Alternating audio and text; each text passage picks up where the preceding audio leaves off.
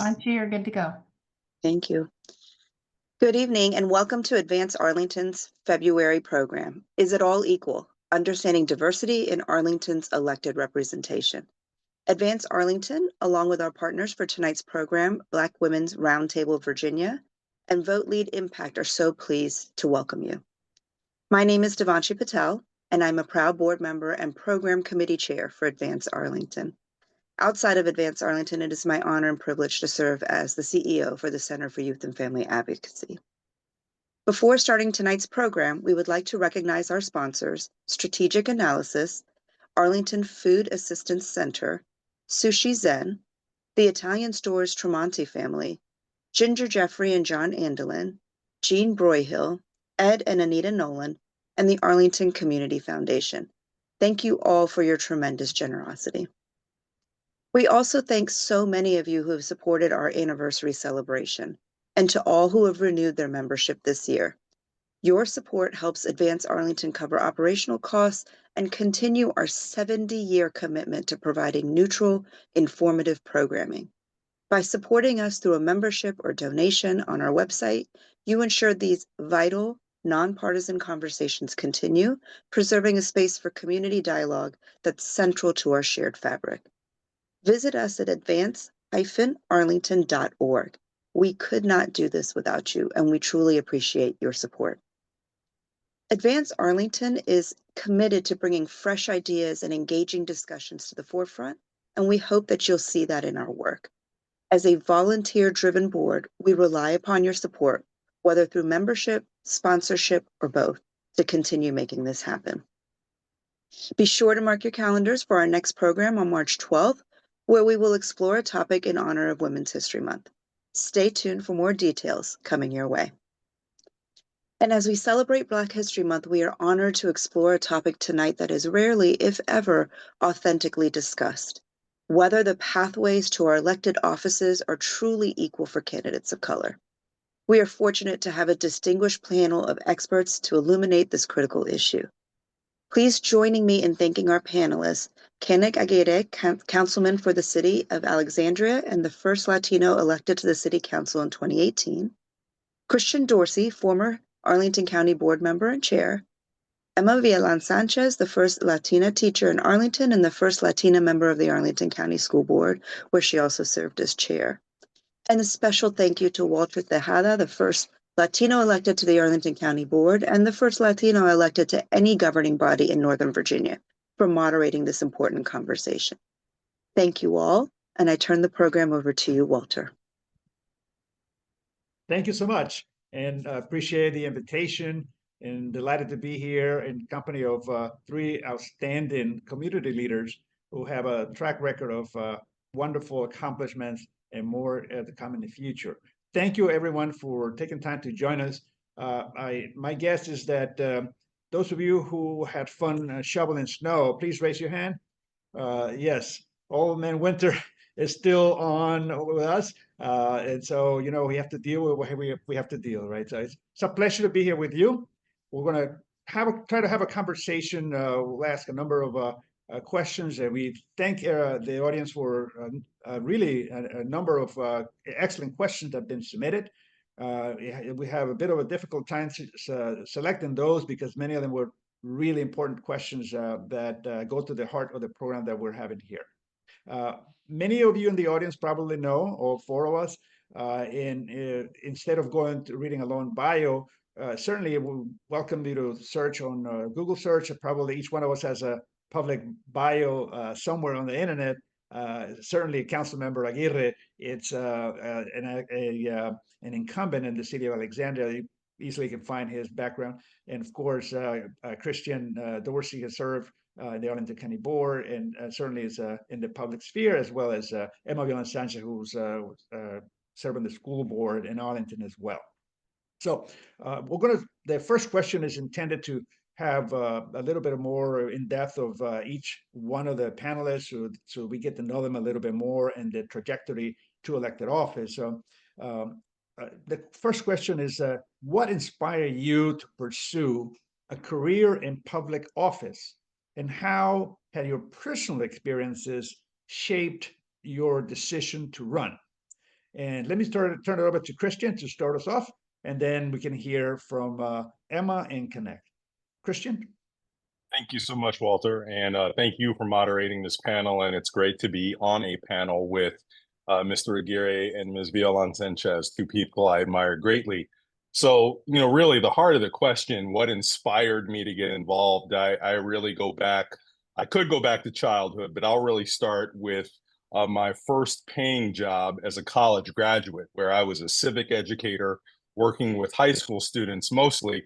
And one of the things that I tried to impart to them was if you saw something wrong in your community that needed to be fixed, if you had issues that you felt weren't being adequately addressed, you had a responsibility not to be someone who just sat on the sidelines complaining, but figuring out what you could contribute to helping improve the situation. And I actually did practice what I preached. And, as an adult, got involved in a lot of different civic activities in Arlington, including being on the planning commission, serving on various task forces, discussing issues like affordable housing, being involved in diversity and multicultural initiatives, ultimately leading to serving 2 terms on the board. But the inspiration really came from this whole idea of we are not just spectators in this whole idea of being in a community. We have an active role to play, and that role is going to be different for everyone depending on their interests and skills. But at the core, you have to do something. And I felt that it was always my duty to do something. And if I had thoughts that things were not necessarily as going as well as they could, I felt it was then my responsibility to figure out what I could do about it. And it doesn't have to be elected service. I found great fulfillment in doing lots of other things in the community. And in many ways, being an elected official was just one part of a life's journey. Thank you, Christian. Wow. And there are just so many things that happen and influence someone's life.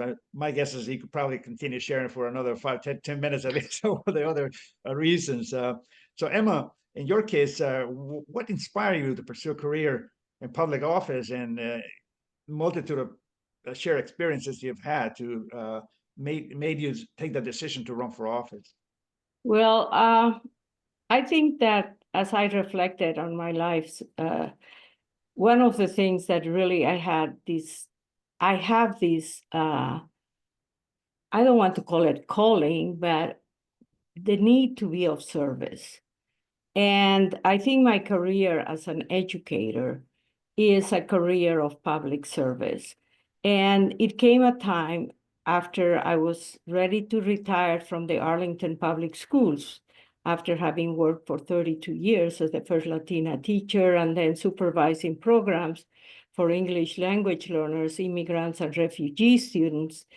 And I was inspired, I have to be direct, by other people like Walter Tejada and Alfonso Lopez and Andres Tovar, who met with me, but it wasn't just directly directed to me to ask me to run for office, but it was an opportunity that presented itself that an open seat came open in the school board after the retirement of Frank Wilson, who was a dedicated school board member for 24 years.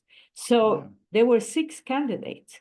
And I thought that my experience, having worked within the school system, would help me serve as an elected official. Now, I don't know if that was the case or not, but certainly it was, I felt I had the experience, although I did not have the experience being part of the political system per se, in the sense that I was a Democrat and I always voted as a Democrat.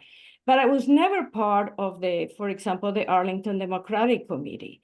It was, I had been, an educator within the public school system, and I have worked with many community-based organizations and founded nonprofit organizations. But for me, it wasn't like I was, an in-house candidate contrary. There were other of members that were part of the 6 members that were running, that were the people that were endorsed by other school board members, other elected officials. So I was in a way an outsider. I was an outsider part of the Democratic Committee. But my decision to run and the support that I received from the community, especially at grassroots level, I was able to be successful. But it's only 8 years of all my career in education. Wow. Thank you, Emma. Yes, remember those days when you were thinking about it, and I think Arlington community benefited from your decision to run. And speaking of running, history was made in the city of Alexandria when a young man named Canek Aguirre decided to run for elected office in the great city of Alexandria. Canek, how about you? What made you decide to pursue a career in public service and public office, and what were some of your experiences that motivated you? Thanks, Walter. And I have to start off by saying, but I'm standing on the shoulders of giants. Yourself, Emma, Christian. So it's an honor to be here on this panel with all of you tonight. Thanks for having me from across the border. I hate to say that I kind of fell into politics, but one of the former police chiefs here in Alexandria reminded me that I was very passionate about something, and that's why I ended up running. And it's especially interesting for me because I come from a family, both sides of my family actually, very distrustful of government. Right, my entire family's from Mexico. My father would be like, "Oh, they're a bunch of crooks." My grandfather would say, "Oh, they're a bunch of crooks." My aunts and uncles would say the same thing. So a high level of distrust for government, for authority. So when I started getting involved in Alexandria, I started off in the school system in Alexandria City Public Schools. I felt that there was a very big disconnect between the policymakers and what was really impacting the families and their day-to-day lives.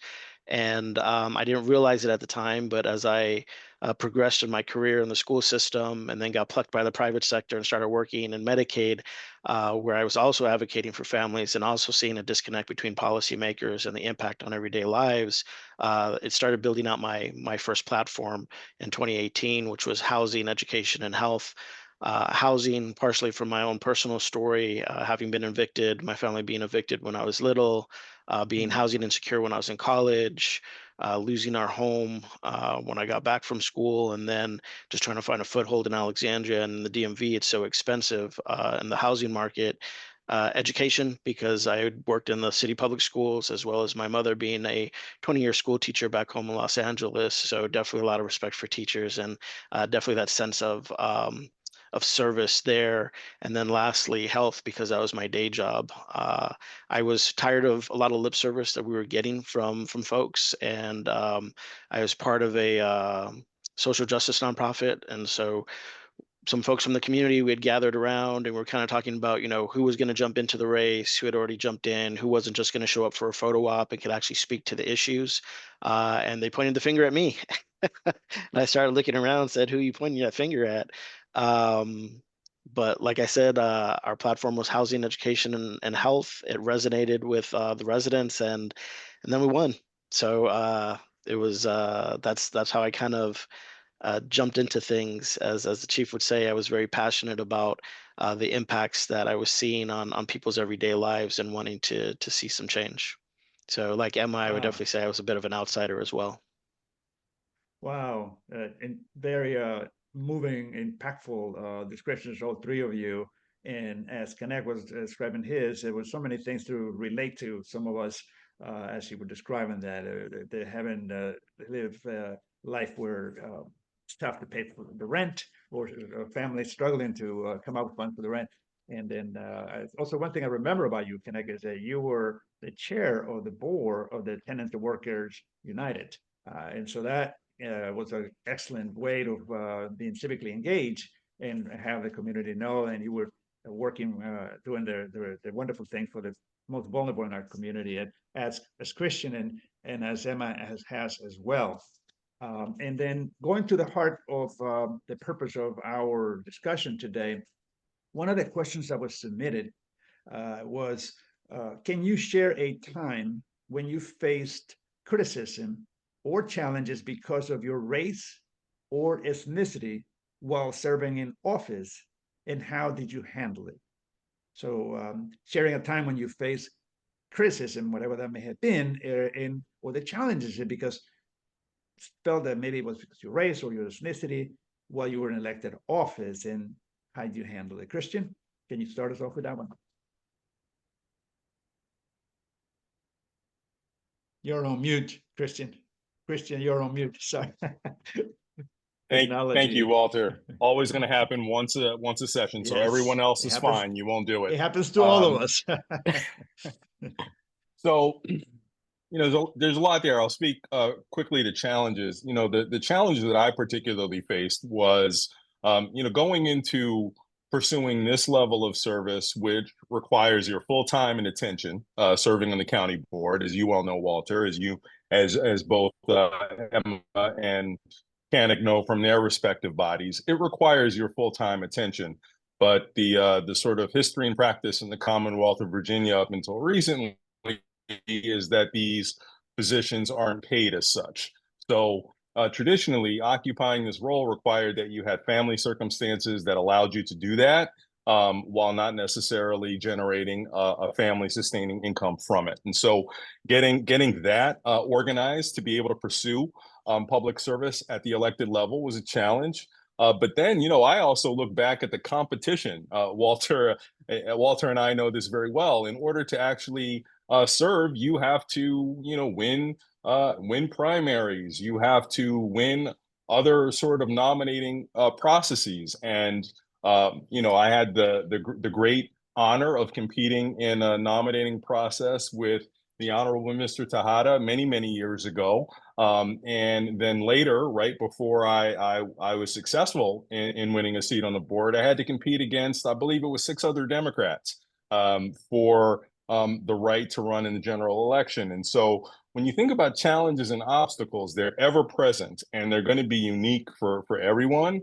But certainly for me, before I even get to things like race, there are other just fundamental challenges that you have in order to be able to pursue this work. And then I don't want to talk forever, but as it comes to being a Black guy, someone who looks different than most everyone else who's ever served on the county board, all except for 3 other individuals, that's a challenge in and of itself for many reasons. And I hope to get to it a little later with some of the other questions. Sure. Yeah, it's a very unique experiences. Canet or Emma, would you like to weigh in on that one? Emma, you're on mute. I think that one of my biggest obstacles, I mean, it's really, I haven't forgotten. It was when I was on the school board. I'm just giving you a concrete example of what happened. As you all know, in Arlington, you have your turn, to become chair, right? There is a rotation and then you become vice chair, and then the expectation is that you become chair. It was a practice it continues to be. But when it came my turn, when I was vice chair, it came my turn to be chair in 2010. Suddenly, 3 white board members got together, and even late June, because at that time it was July 1st that the school board would elect their chair. In the middle of June, they came to me and they say, Emma, we have 3 votes and we think that you are not prepared to be chair. And I said, why? I do have experience being, an educator, having been in the school system. And it was a decision had been made behind the back of James Lander and myself. And so the time came for me, to say, what do I do? And it was a time that it took courage, again, to call some of my friends to my home and say, this is what's happening to me. And at that time, even James Lander wasn't aware that 3 other board members had made that decision. And I kept on asking why. And some of them would say, well, you don't have enough experience you are too emotional, oh, well, I don't know. It seems that Abby Rafael has more experience and she wants to run again as chair. And I say, I never heard that somebody would be chair for 2 terms, for 2 years. Well, to make a long story short, it happened that I was at a chamber commerce, chamber meeting, and somebody said, Emma, what is it that I'm listening? And I said, well, this is what is happening. And then he said, oh, let me think about what we can do. And before we know it, there was an editorial in the Sun Gazette. And then then the Latino community became upset because then was it racism? Was it what? And then of course the other board members, they say, oh, no, it's not racism. Okay, they changed their mind, but I was forbidden to bring Latino people to the school board. But anyway, that's an experience I will never forget. Because there is really the workings of being on a board is not just how you serve the people, how is it that you're elected for, but the inner workings of a board sometimes can really be a barrier for getting the job done. Wow. Thank you for sharing that, Emma. I remember that time. Yes, let's leave it that way for now. Kenneth, you want to share yours, and then I'll add a little bit of my own experience. Sure. Yeah. No, it's Emma. Thank you for sharing that. It is definitely, it's a struggle. Number one, to decide to run, right? Piggybacking a little bit off of what Christian was saying. Am I electable? Do I have enough self-confidence to do this?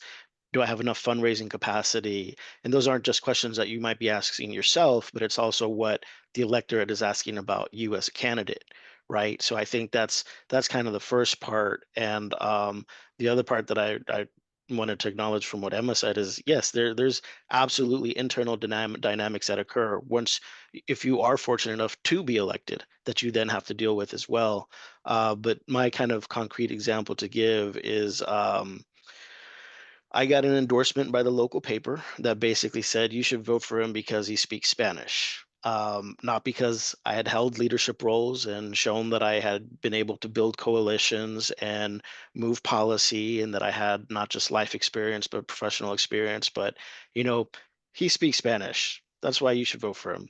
Which is one of the difficulties, because then you get people try to pigeonhole you and say, well, this candidate is just for this one community, right? And here in Alexandria, we have the neighborhood known as Chirilawa, which is about 1 square mile in the northeast section of the city. And well, that's the Chirilawa candidate. And it's like, well, we're running at large, right? And I worked, in the school system and in Medicaid, I worked with all communities. I worked with the traditional African American community. I worked with the African immigrant community. I worked with the Asian immigrant community, with the Latino immigrant community, as well as, everybody else in the city. So it was the way that others will try and just put you in this little box, whether it's because they can't understand you or they just want to put you in that box and say this is what you're limited to. So that is definitely a struggle that I had to go through as I was running. And then one other quick one was also just appearance, right? Because immediately coming out the door, we don't look like the typical politician. And I wouldn't wear ties to the debates.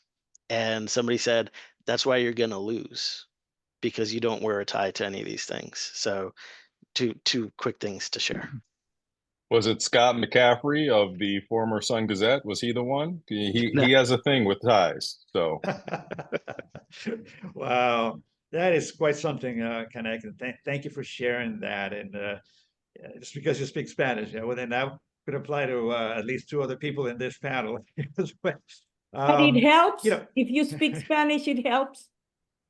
usually, in some jobs, it actually calls for an additional stipend for it because of the skill level. But hey, in the political arena, you never know. One quick one for me, once elected, because the question is on once elected. There was one positive one and one unforgettable. The positive one that it goes to the saying that if you're not on the table, you're on the menu.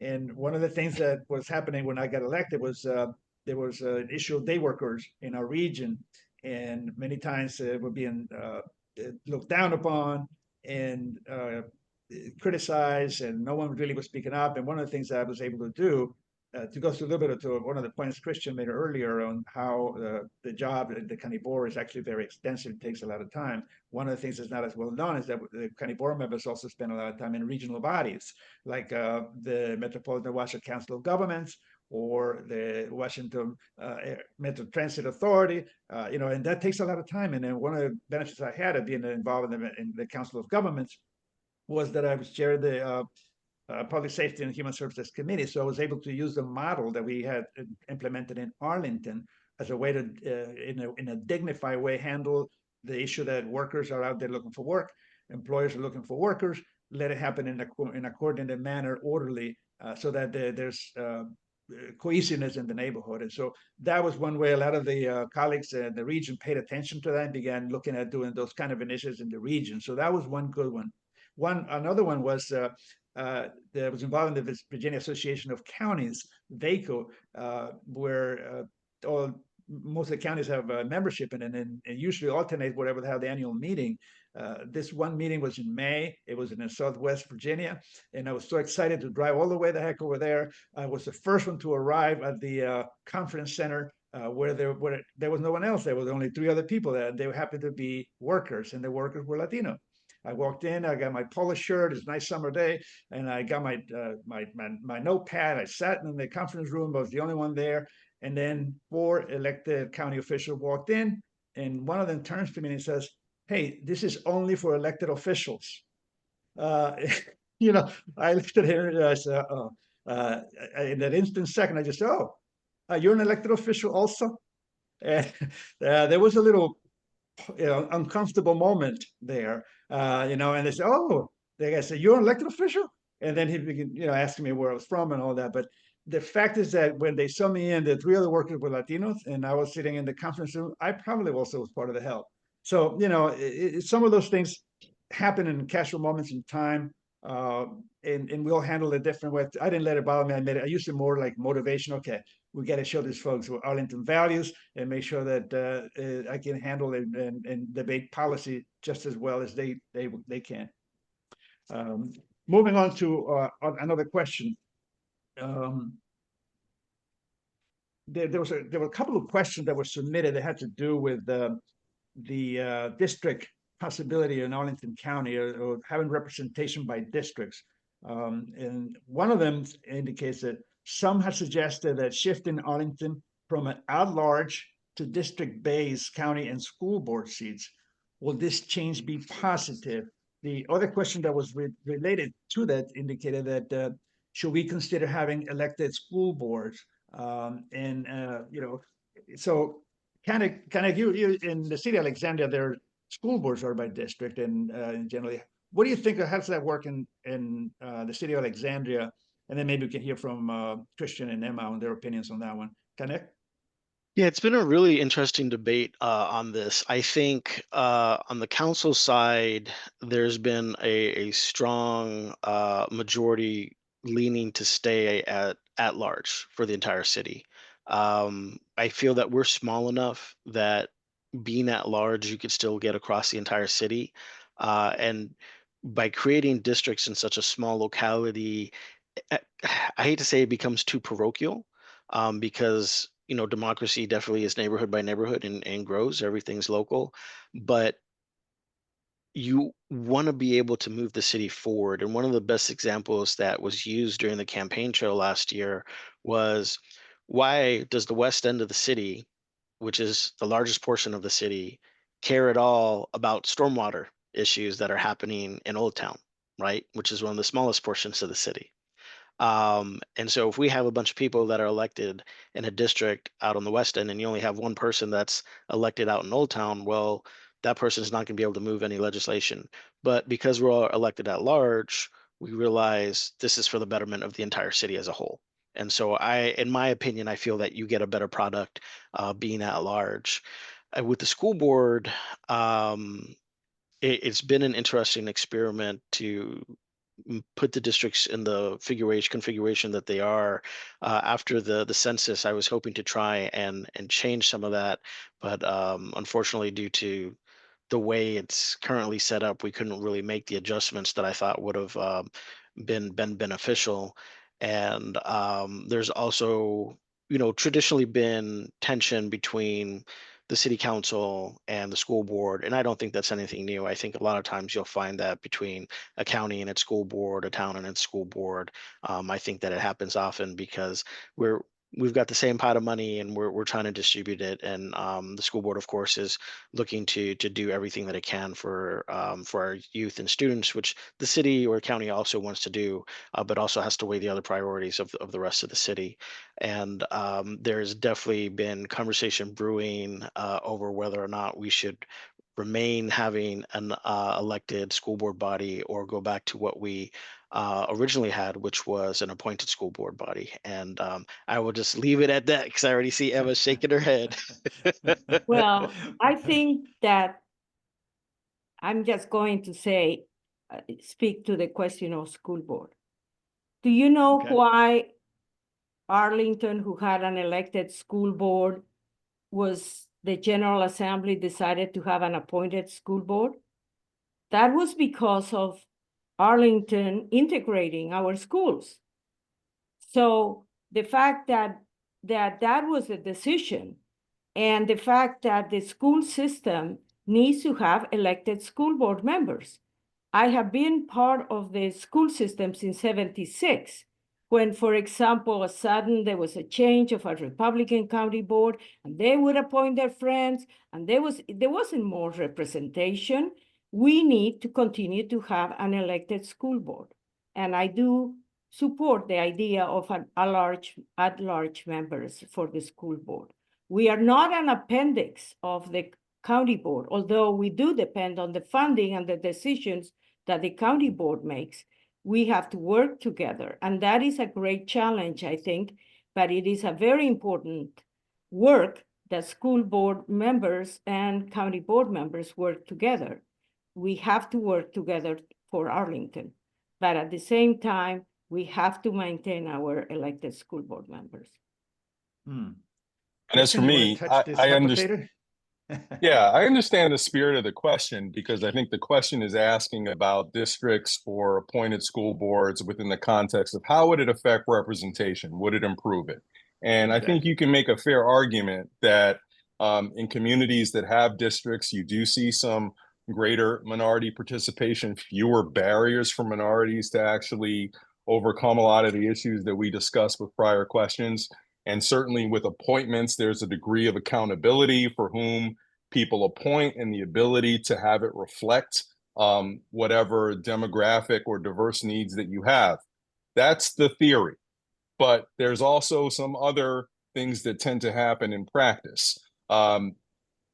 Communities that are governed with district representation tend to be a little bit more parochial. And in a community like Arlington, which is so small geographically and so interdependent, I wonder whether or not that would bring some unintended consequences. Then there's also a practical reality. While there is some racial and ethnic concentration in Arlington, we do actually have members of our minority communities that are well dispersed throughout our county. And so you start to think about whether or not districts would actually dilute the influence of minorities broadly. And so I don't think it's as simple as saying, well, Arlington could have the best outcomes that you see in other places where districts work well. Ours is a different type of community, and I think it could create potentially more problems for good governance and everything else than it would actually solve in terms of representation. And then in terms of, appointed school boards, I associate myself with Emma here. I'm a big believer that there needs to be accountability for whom people choose to represent them. And I would hate to have a climate where a school board in charge and trusted with doing one of the most important things, making sure we have an opportunity for kids to have a great start, doesn't have the full faith of the community because people don't trust the appointments or they discredit them. So while I get the spirit of the question, I also think it could create many, many more problems than it would actually ever hope to solve. And Yeah, sorry, Walter, good. can I add two more things real fast? Please, go ahead. Yes. First off, being at large, the city of Alexandria in this last election just elected the most diverse city council in the city's 275-year history. And then the last thing with the school board, this is a personal thing of mine. I think our school board is a little bit too big. We had 3 candidates in each district, completely uncontested. Competition is good for democracy. So I still am in favor of an elected school board. I would just like to see our school board in Alexandria reduce in size. Important comments. And though this is a hot topic in Arlington, and it's been a hot topic for decades, essentially. I'm generally with you, Christian, on the description. And, just taking some comparisons, the District of Columbia, it's about just over 88 square miles of space. We're about 26 square miles of space. The district, I think, has somewhere around 700,000 residents or so. We have about 240,000 according to the latest census. An argument can be made either way, but we are a relatively small community. And I'm glad you mentioned, Christian, that we have diverse populations throughout the county. Indeed, that is the case in the case of affordable housing, for example. A lot of people don't realize that there is affordable housing north of Route 50. And obviously there's the share in South Arlington as well, because the garden apartments that were built back in World War II, after World War II, and so on.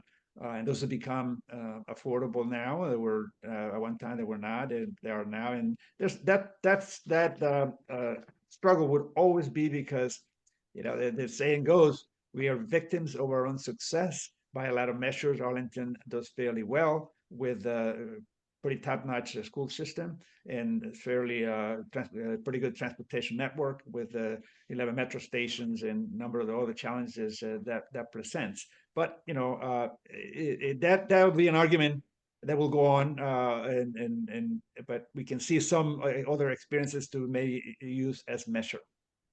So thank you all for weighing in on that one. There is another question that was submitted that also goes to the heart of what does it mean to be, whether it has to do with race or ethnicity in elected office. In your experience, how does systematic racism or bias manifest in local politics, and how it can be addressed?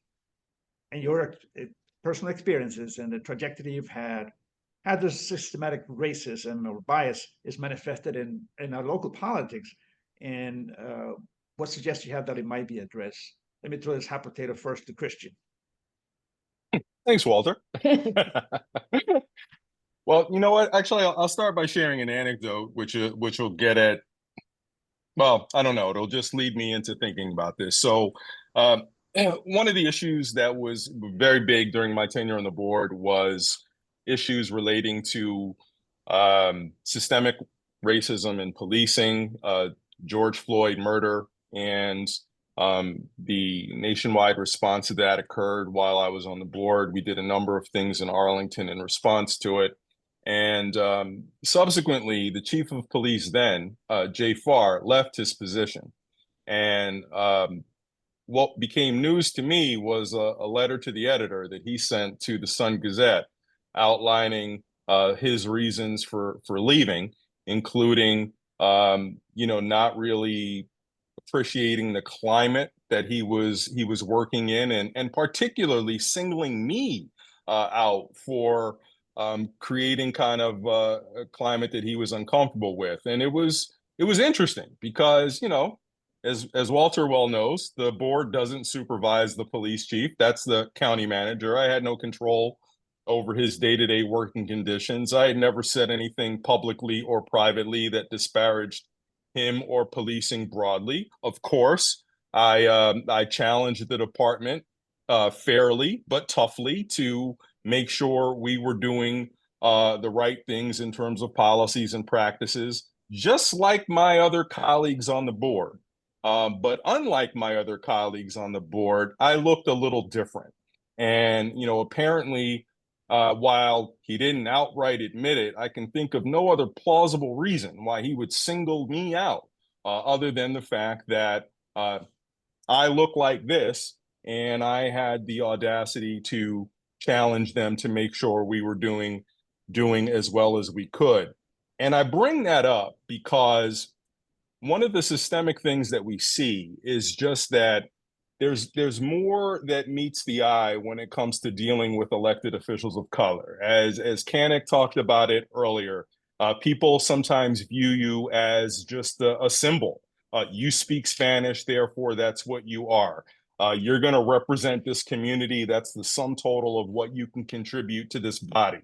So systemically, there's different levels of really being challenged on the basis of race that I experienced. And one of the big things with our electorate, which I want to be very clear, I think Arlington, among the places that I have ever heard of or experienced, is terrific in terms of wanting to live up to its ideals of its vision of an inclusive community. But even in Arlington, if you look at the history of elected officials serving in public office, we have a tradition that there only be one at a time. And when there's none of us serving in leadership, the community, thankfully, wants to see that representation is a priority. And that's great. But it seems like that diminishes as soon as a person of color is elected. And we don't see more than one at one time.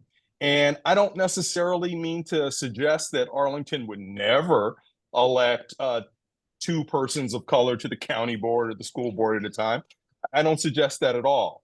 But it seems like once that representational symbol has been achieved, then the interest in seeing other people elevated diminishes. And that's something that is a systemic challenge, because it shouldn't be that people of color have to wait for another person of color to vacate before they have a shot. Very, very impactful comments, Christian. Thank you. I have Emma, please.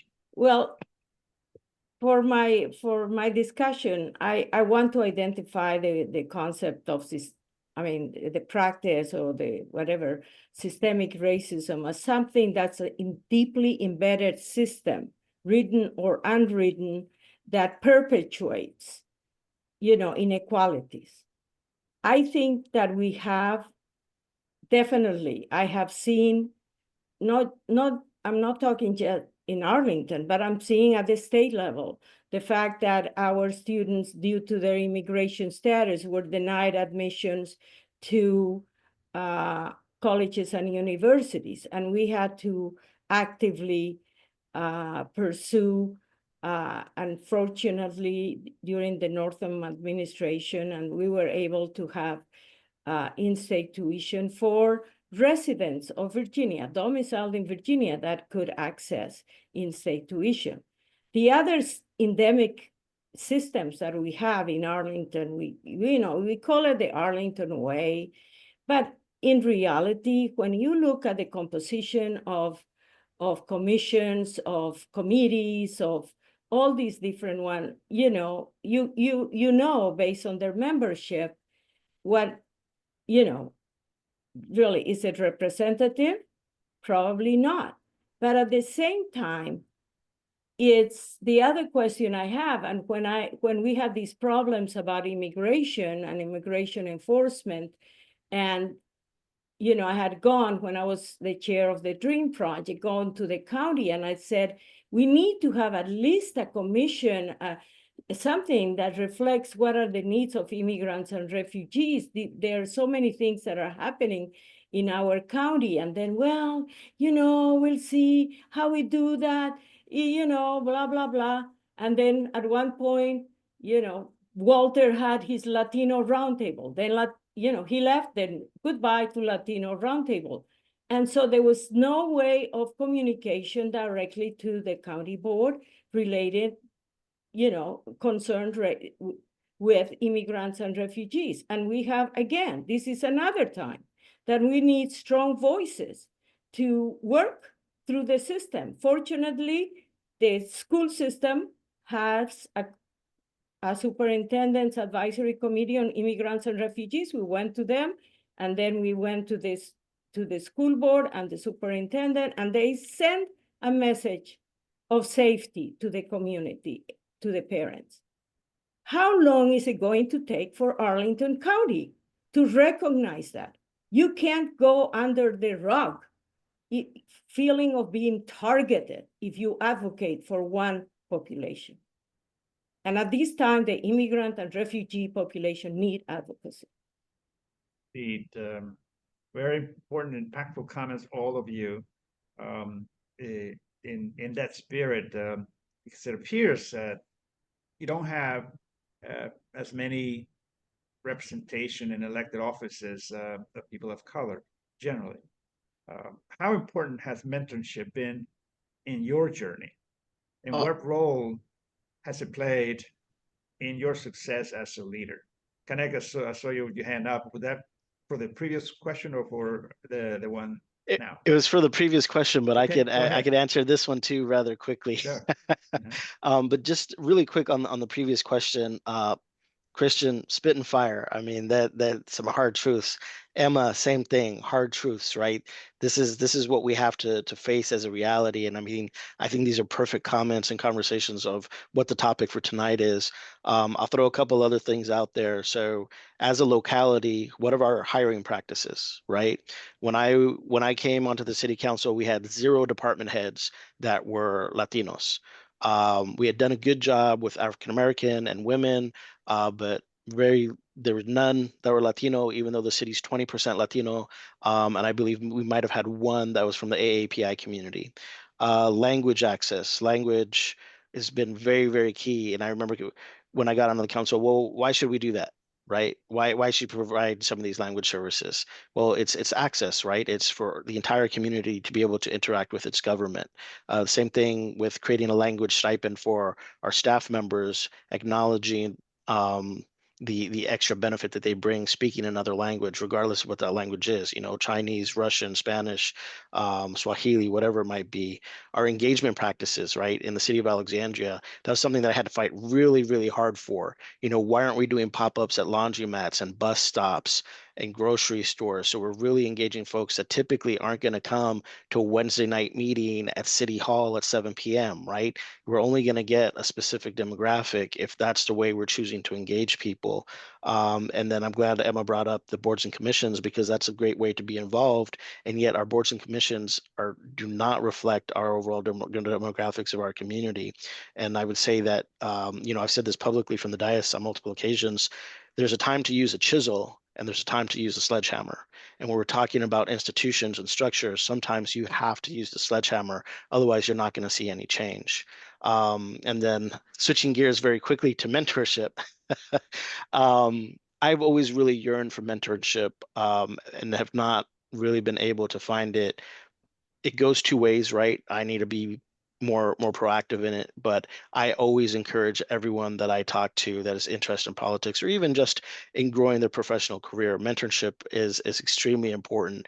It's just sometimes when you're the first at something, or you're the vanguard and you're out there by yourself, it can be very difficult to try and find a mentor. But that's why I'm really great.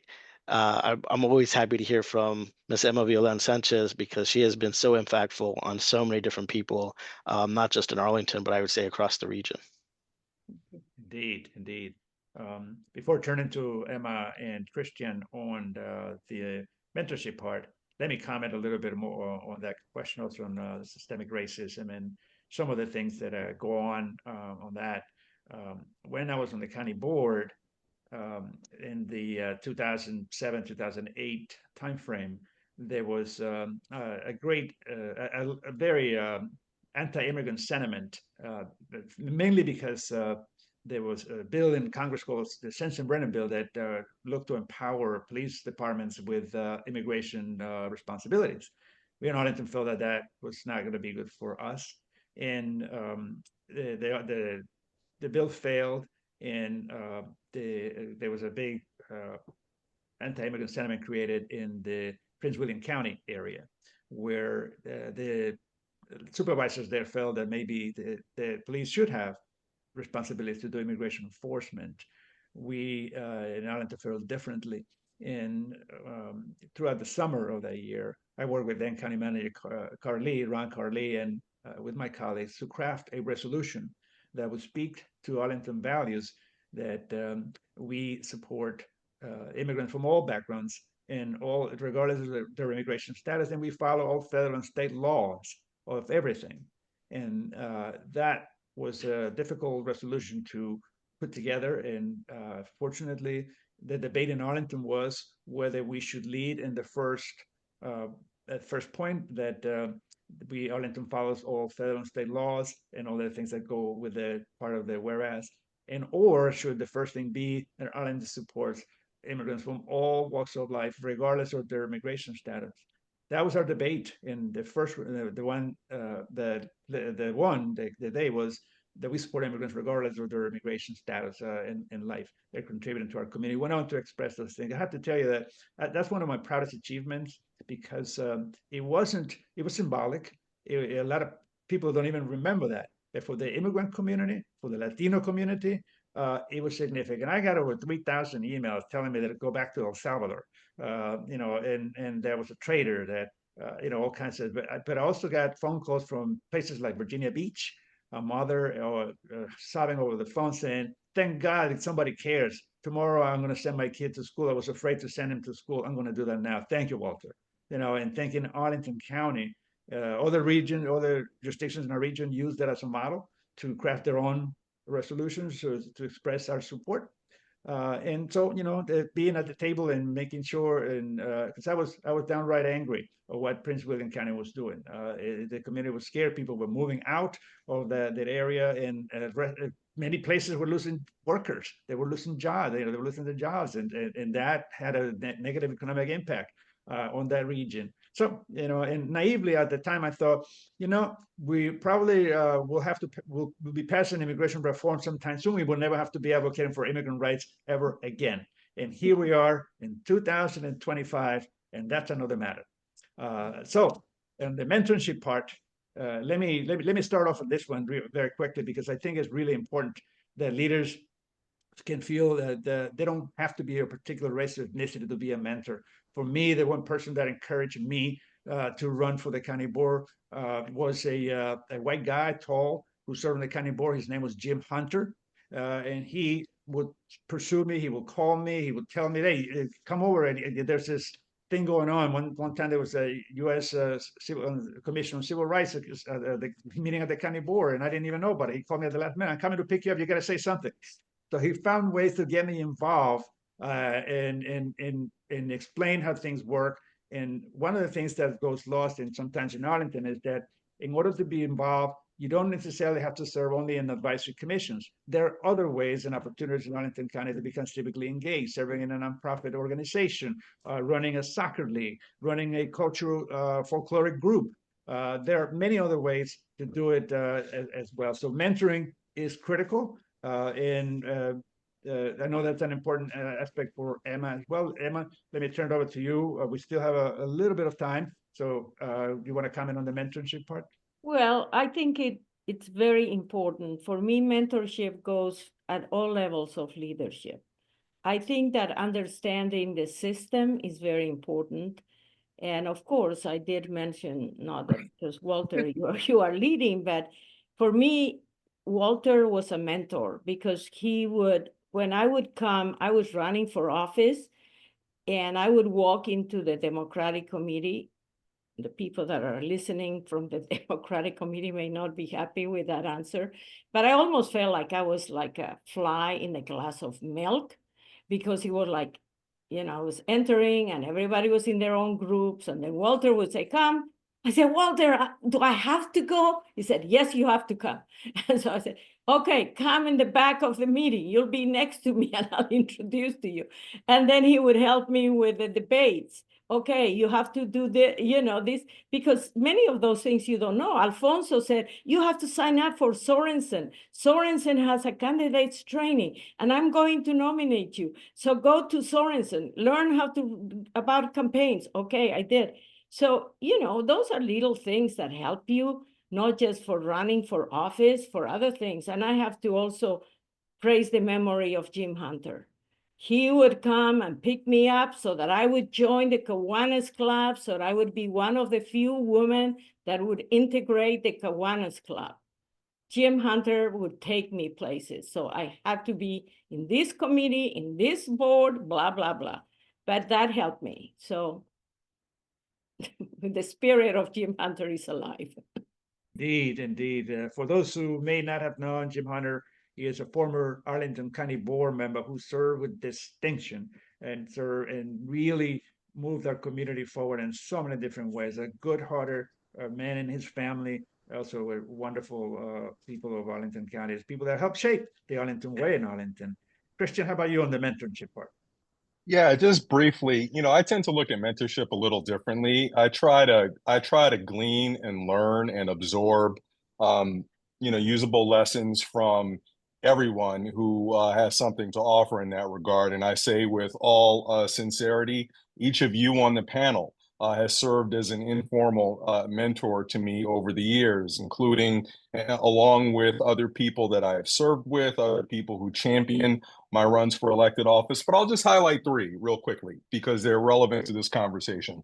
I had the privilege of spending some time with the two African Americans who preceded me, the first two African Americans to serve on the county board, Charles Monroe, may he rest in peace, and the Honorable Bill Newman. And both of them were generous with their time and helped me understand what I was getting into, what would be required of me, and what would be expected of me. And then I spent the most time with Arlington's longest serving African American elected official, Frank Wilson, who very much took me under his wing.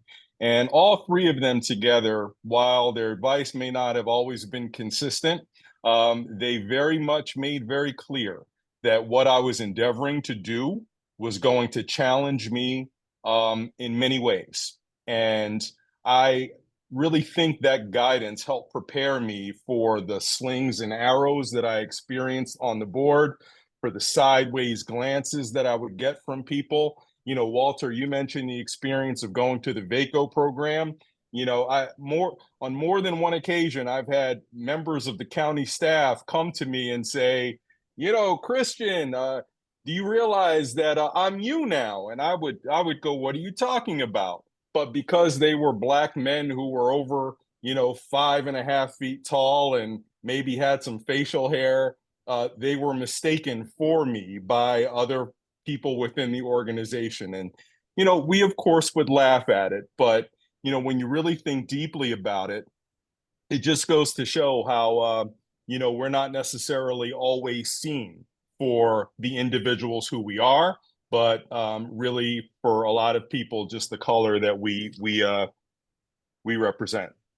For the individuals that we are, indeed, it's a really good way to put it, Christian. And let me begin to wrap up our presentation. Time's going by really fast. Sharing one experience that as a member of the county board, I was the liaison for the Sister City Association, and there's an entity called the International Sister Cities. And at that time, I think it was somewhere around 2008 or so, as I was chairman of the board. They wanted to have their annual conference in Arlington. So Arlington Economic Development Office produced a video about Arlington. And before they sent it out, they said, "Oh, Mr. Hatter, we're excited about this video. We'd like you to see it." Terry Holzheimer was the executive director at the time, and staff was really excited to present this video. I saw the video, and indeed it was colorful. It showed a lot of Arlington. It was exciting music. And then at the end, when they told me, "What do you think?" I thought hard, how would I say this in a tactful way? But I said, look, you've done a great job putting it together. And anyone who sees this video will think that Arlington is not a diverse community. There was not one person of color that I saw in that video. And I said I'm trying to give credit for the work that was done, but when you're going to project that to the world and say that Arlington is not a diverse community, that's the message they're going to get out of this. There was an uncomfortable moment there, but it goes to the comment earlier that if you're not at the table, you're on the menu. And sometimes little things like that can go a long way and make a difference to reflect our values. So that make sure that everyone in our community is included. So before turning it over to Jean, I want to thank each one of you, Council Member, the Honorable Canek Aguirre, Council Member City of Alexandria, Maviolan Sanchez, historic personality, not only in the Latino community, but in the region and the state. And by the way, she has a book out. Those of you don't know about that, please keep an eye on the book that she wrote. It's an outstanding book. Christian Dorsey, a longtime friend, terrific leader in Arlington County. Christian and I competed, and this is important to understand that we never called each other opponents. We competed. And the language that Christian used earlier, he referred to people who run against as competitors. Words matter in a community. It sets the stage. And with that, I want to thank you, each one of you, for your participation here. Thank you, Jean and Advance Arlington, for inviting me to moderate. And we really appreciate it. And we thank everyone to tune in for this important conversation. And with that, we'll turn it over to you, Jean. Thank you for inviting us. I just also want to thank you all for attending tonight and being a part of this very good discussion. I also want to thank our sponsors for the evening, the Black Women's Roundtable Virginia and Vote Lead Impact again. And most importantly, I want to give great thanks to Devanshi Patel and Krista Jones. They were the architects for this program tonight. And I think, as usual, they did an excellent job. So thank you all. And I hope you have a good evening and a safe tomorrow. Thank you. Thank you.